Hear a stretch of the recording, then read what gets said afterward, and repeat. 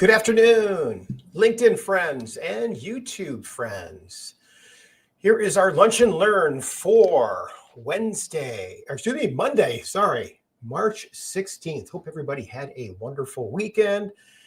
Here in Michigan, volatile weather, we're cold again, so we are down in the 30s. So just crazy March.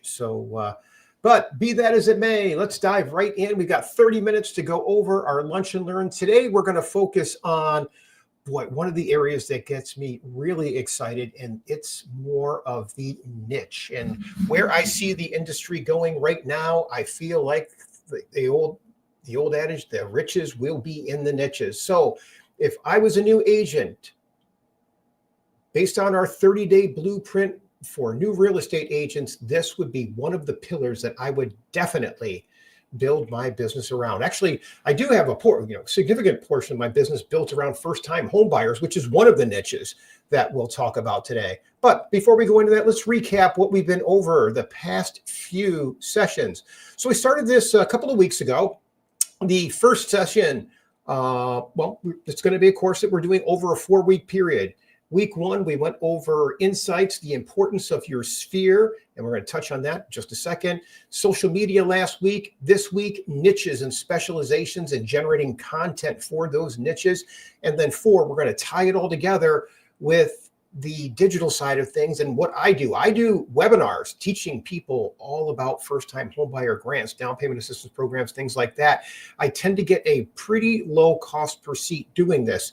So I'll give you a glimpse behind the scenes in a couple of weeks on that. But that being said, let's jump right into the first week, or first session, I should say. We covered the insights to your sphere of influence and how important it is. I actually feel like this is one area that I missed the boat when I got back into real estate 12 years ago or so. And actually over my whole career, I never did a really good job tightening up my database. I market to it all the time, but I did not get a good information on each one of my customers and maintain that database. So going forward, please make sure not only obviously you get their full name for people, the email address and phone number, but getting their current address is going to be crucial in the near future to build a moat around your sphere of influence. I'm going to say it over and over again. AI is coming. If you stick your head in the sand on this, it will cost you dollar signs. They will pick your database apart if you do not build a moat around it, and having that address, I think, is going to be key. So we also covered short-term, long-term opportunities, things that are available for quick gains. If I was a new agent getting into the market, we talked about asking other agents if you can advertise their listings on Marketplace, maybe even introduce certain down payment assistance or grant programs to the rental area, and how that can light up your DMs on Facebook Marketplace. Be careful though, those DMs, you have to be responsive to it, but it's very, very easy pickings. You take those leads, send them out to a couple of lenders that you pave the way with that can do some of these down payment assistance programs and grants. Without fail, I can say with a high degree of certainty, you will probably pick up a couple of buyers in the next 30 days easily. Session 2, again, strongest, your sphere of influence, okay, and how to create some strength to build a moat around that sphere of influence before AI disruption enters. And like I said, it is on the horizon. So the big boys are they've already built the models, and they are already installed in the various AI agents, OpenAI, ChatGPT, Claude, you name it. They are inside there right now. And when I say the big boys, I'm talking about Zillow, I'm talking about Redfin. They are coming, and they are going to go. They've got all that data too. So unless you build some moat around your sphere of influence and introduce some good, highly targeted educational content, it doesn't even have to be relatable to them, but it builds you in their mind, even though you may focus on other areas outside of their area of expertise. You will not only be that general real estate agent, you'll be specialized as well too. So, and then session number 3, we talked about the different platforms social media, very, very hard to compete in.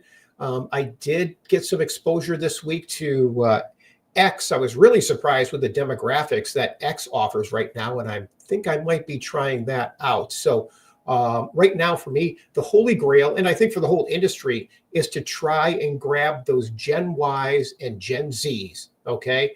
Right now, the average first-time home buyer in the industry pushing 40 years old. That's absolutely insanity. So if you can start hitting that younger demographic, great.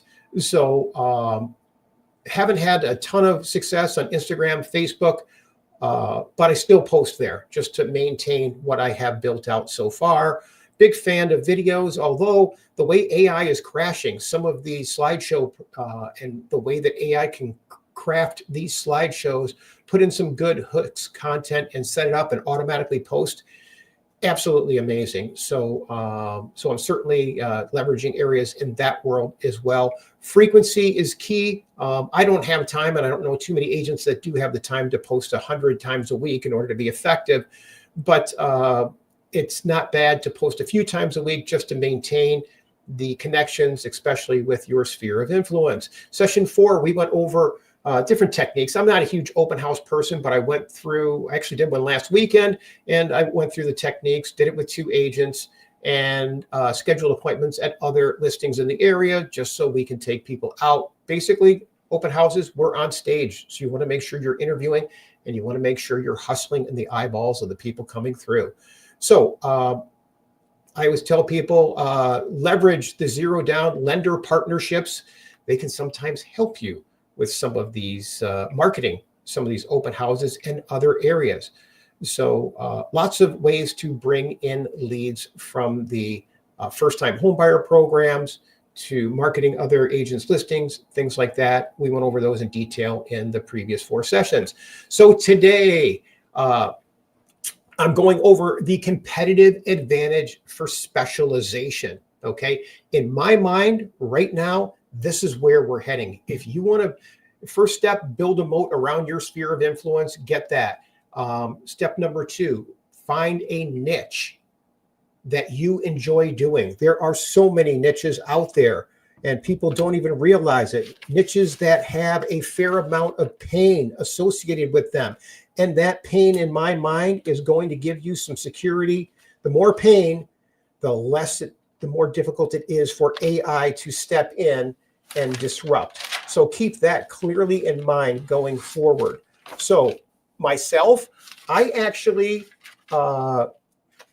started about 12 years ago marketing towards the pain points for first-time home buyers and down payment assistance programs. First-time home buyers, finding money, very hard to do, okay? Most people feel like they need to save up. Oddly enough, the vast majority of the population thinks you need 20% down. Can't believe that people still believe that in today's, the way the lending world is today. But I can tell you what they do not know, and they don't know that there's down payment assistance programs and grants that can help people. We're actually creating an app that will be, actually, I think it's up on the Google Play Store now. It's Zero Down Scout. You can actually go out there, play with it, and it will be up on the Apple Store hopefully this week sometime, and then we'll do an unveiling.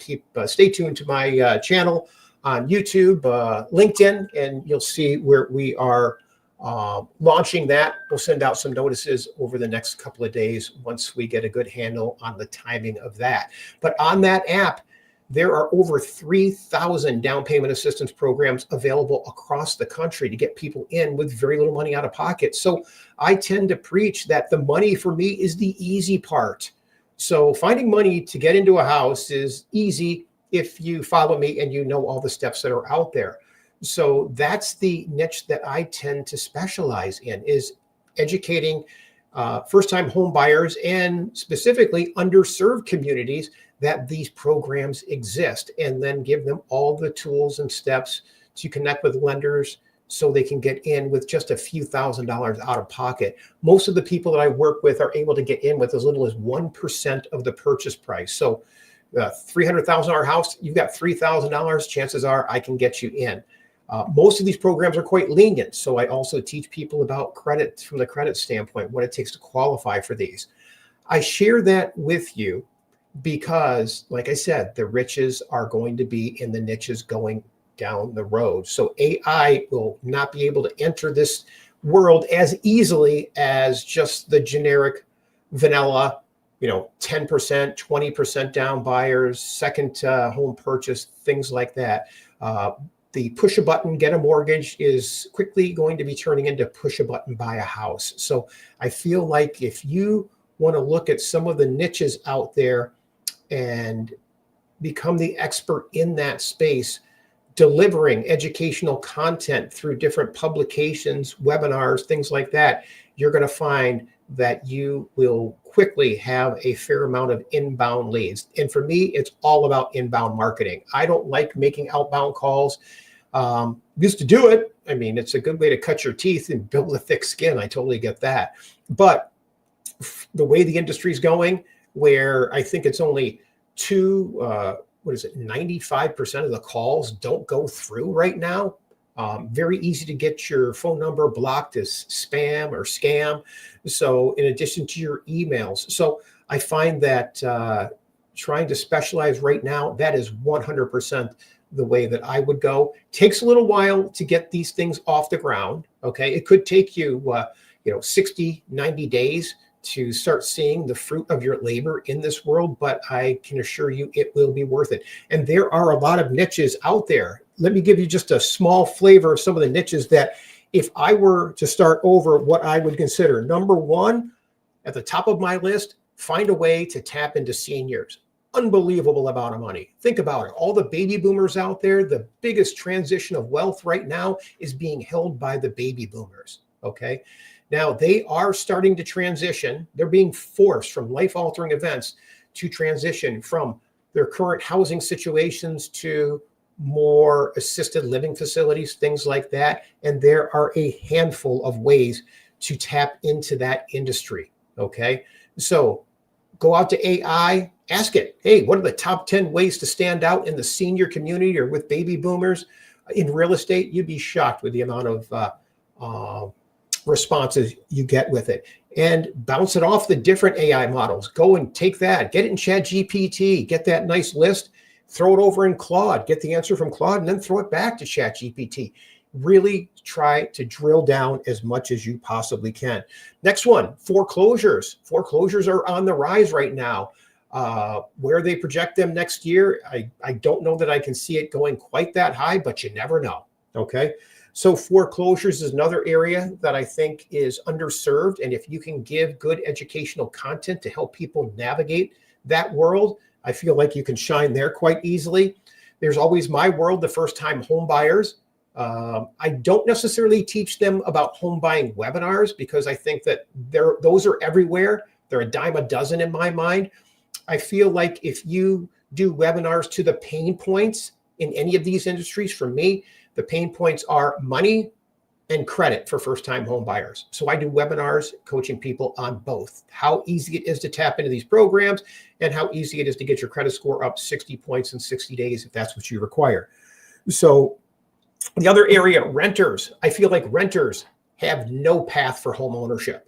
So if you want to focus on renters, another way to introduce value through the different types of programs. Probates. I don't know that there are a lot of people that sell probate leads, but I don't think there is a lot of coaching that goes on inside that world, teaching people how to part with assets in other states, other areas. So fair amount of real estate and low fruit that's actually hanging out there in the probate world. Divorces.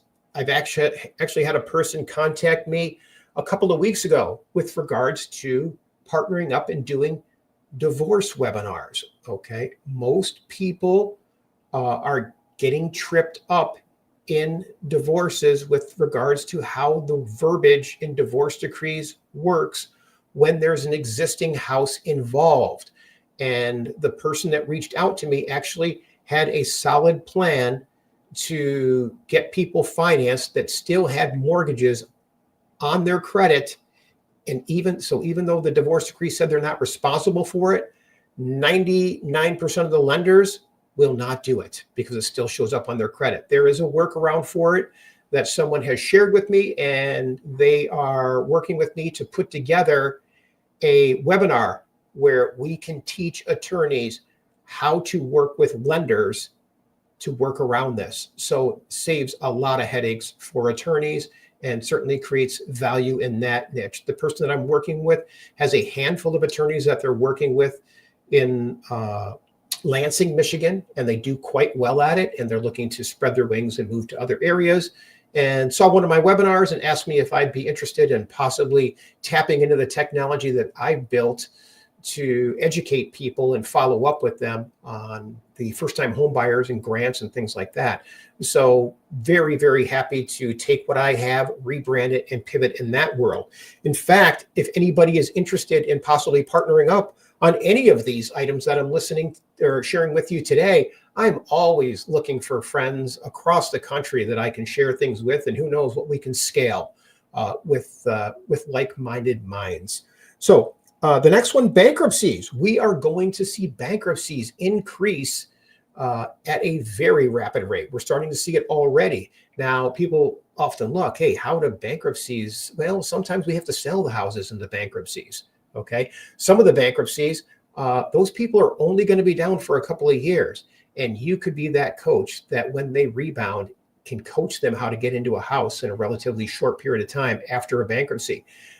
There's also ways for people that are going to Chapter 13 bankruptcy with it. They can still buy a house after making 12 months payments to the trustee. So I feel like there's a educational play that could be there. It's more long-term, but I do like it. And there's a lot of programs that I haven't even thought of. Okay. But actually, I'd welcome a kind of a workshop, which might not be a bad idea. Getting a lot of people online to figure out what type of niches are out there, see what type of educational content that we can automate with AI and put on a lot of people's radars to build business for all of us. So always open for those discussions. Please reach out to me. You can do it through my website to schedule any of those meetings. You can book a call. My website is owntheroof.com. That's OWNTHEROOF.com. So when you go in there, just go under book a call, and great. You'll get a link to my calendar, and always happy to kind of pay it forward and spitball and see what things come out of it. So with regards to the specialization, okay, we went through a list of different topics out there. I think it's important that you break down the profitability of each one of these areas and try to do research and find out how crowded it is. I think you'll find most of the topics that I mentioned today, there's probably no shortage of legal practices that you have to navigate around, but I don't know if there's a lot of educational stuff on the real estate front in any one of those. So I always tell people, you want to look and make sure that that industry is going to be profitable. From there, we want to look at, okay, are we looking at more of a geographic play or a demographic play with regards to targeting strategies? Sometimes they're both, okay? Hopefully you're blessed with enough people that need help that you can play both. I always like the Geographic just because it plays well with Meta. Some of the other platforms will allow us to drill down on a demographic standpoint. So keep that in mind. Unfortunately, when we do Facebook and Instagram, they're more of a geographic. Okay. So a few of the other platforms still allow us to play with the demographic strategy. So we want to know our numbers before we start throwing money at it. Then we want to look at the framework for selecting your ideal niche. I always tell people, you got to go with something that speaks to you. Okay. Because people can see, you've got to be talking from your heart. People can tell when I'm on these webinars that I'm really here for their best interest. Okay. So like I said, people are smart that way. They can see right through somebody that's just chasing dollar bills versus actually trying to help people up. Okay. So as you're trying to build that framework out, I would actually take it and throw it out into AI. I personally like Claude a lot right now, but Claude knows me inside and out. I upload everything to it. So Claude knows me better than my wife does right now. It's amazing the scripts and things that Claude can spit out, and very easy for me to read because it writes just exactly how I speak when it comes to some of the scripts. So ideally, we want to build a model for that niche using AI, and then ask AI to actually create some success stories for you. Sounds odd, but it will actually come up and give you ideas of solutions. And then you can reverse engineer it and make sure you're addressing the pain to get those leads in the first place. Okay. And then obviously you want to try and have your own success stories too. Now, whether they are AI created or whether they are personal, obviously you'd like to have some personal ones. You want to get some faces in there. You want to get some raving fans that you can create ads with, that you can post. And most importantly, clearly define your niche. Okay. Work out a whole outline and then map it down with a whole plan with regards to the audience. You want to create an avatar. Okay. Find that actual avatar for the end user and use it, and then build a model around that. That's how I did it. And not saying it's perfect, because I'm finding that right now AI is taking what I thought was good and it's making it great. Okay. And it's doing it at a rate that is just mind boggling to me. So, and the way that it is changing how I do business is my head spins. Every day I get a new tool that's tossed at me. And as wonderful as people think Claude and Grok and Gemini and OpenAI are all wonderful, imagine that next step for AI is using all of them at the same time. Crazy thought. So, but there are tools that are just coming out of development that are actually doing that, and they can manage browsers. They can do everything. So I'm very excited for what's out there with regards to building some of these AI agents and sub agents and using the software to do it. So very excited for where things are going. And you know what, I might follow up our whole 30-day course with regards to maybe an open session, just discussing some of the AI tools that have launched over the past 30, 60 days, and how that is going to really lighten the load for agents if they know how to embrace it. So where once you do find this niche, you could possibly automate 95% of it, with the exception of you got to do the webinars and things yourself. At least that's how it works for me right now. So, so that's it for my thoughts for today. Specialization, stand out with niche specialization. So let me see. Let me throw it out there. We've got about 8 minutes left for some questions. Great. Okay, got a question with regards to what am I using for AI, and what do you, okay. So I guess I am pivoting very quickly. Right now, I use Claude the most. I mean, you've heard me mention that a couple of times today. But when I say it gets to know me, I have 2 books that I've written. I've written so many articles. I've done webinars. So what you need to do, and obviously you don't need to go to that extent, but you can actually take your information. I can take my books. I can take my transcripts from my webinars from Zoom. I can take all my emails and threads that I've had with different buyers that over the course of several years. I can take all of that data and upload it to Claude.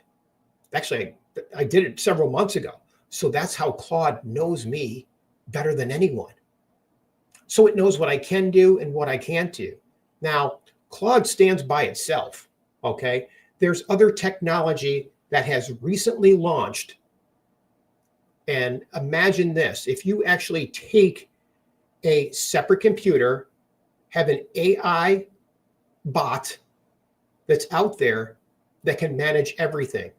And when it sends the tasks or whatever you're programming it to do, emails, tasks, web browsing, whatever, anything. It's absolutely crazy what can be done.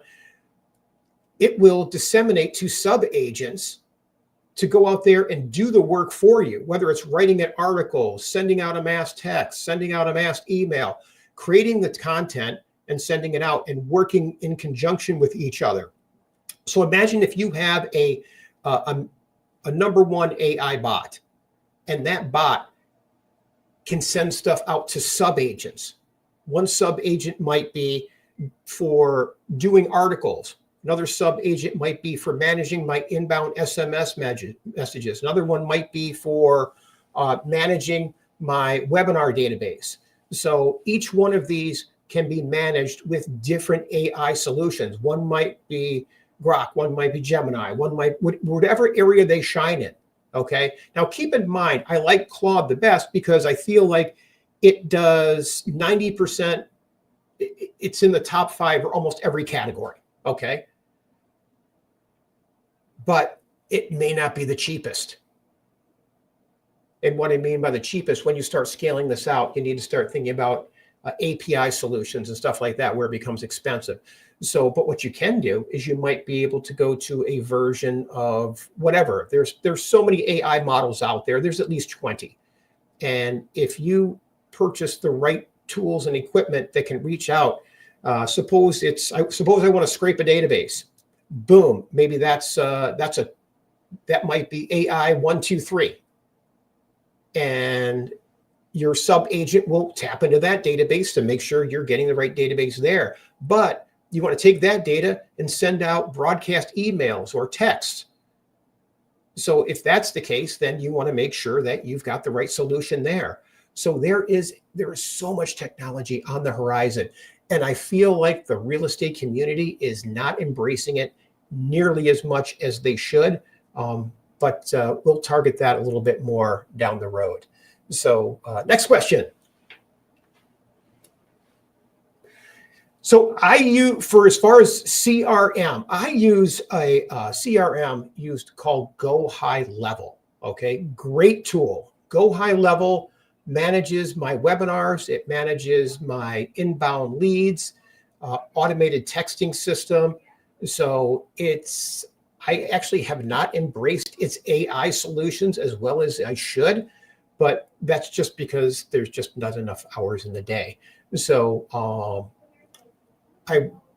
yes, someone's asking, I'd be happy to share exactly what I'm doing on that. Reach out to me. Maybe it's worth doing a workshop showing everybody behind the curtain exactly what I do from a AI solution or from a CRM solution on that model. So, but yes, Go High Level. I actually had a company build it out for me. So very easy for me to take what I built out, copy and paste. So if my whole website, everything runs through Go High Level, my webinars, my website, all of it. So for me, it would not be too challenging to copy what I have, rebrand it from first-time homebuyer, down payment assistance, or grant money solutions to seniors or foreclosures or probates or divorces. So that was what we came up with the person I'm partnering with to possibly scale the divorce solution area. Now, if any of you are actually looking forward or looking to possibly be that specialist in the down payment assistance or home buying grant solution for first-time home buyers, reach out to me. I'm always looking for some help in other states. So very easily could rebrand what we have in other states and other areas. So always looking for partnerships on that side. Good. Okay, have enough time for one more question. How did I come to first-time home buyers? It was just a passion for me. It amazes me how many first-time home buyer programs from a down payment assistance and grant standpoint are out there and always have been out there. And the mortgage world just does not do a really good job shining a light on them.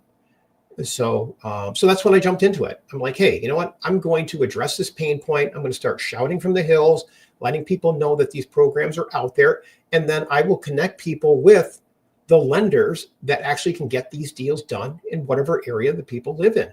So for me, it's usually comes down to geography, where people are with regards to how the programs fit.